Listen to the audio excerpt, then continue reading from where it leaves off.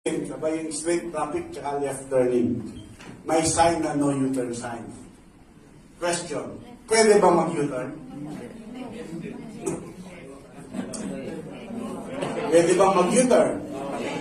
Sabay ang pakaliwa at saka padiretso. May no U-turn sign. Pwede ba mag-U-turn? Who says yes? 1, 2. Nasa kamay?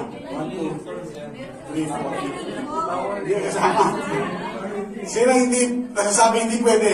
Pwede siya, pwede yan. Hindi pwede. Kasi ibig sabihin, hindi bang hindi nagtaas ang kamay, hindi sigurado. Bahala na sir, kung mahuli.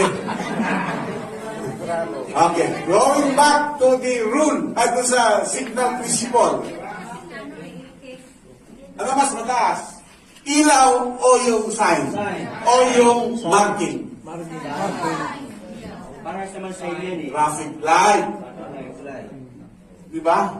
Mataas eh. Ang pinakamataas sa tatlo. Okay? So merong contradiction kasi. Yung sinasabi ng ilaw sa sign.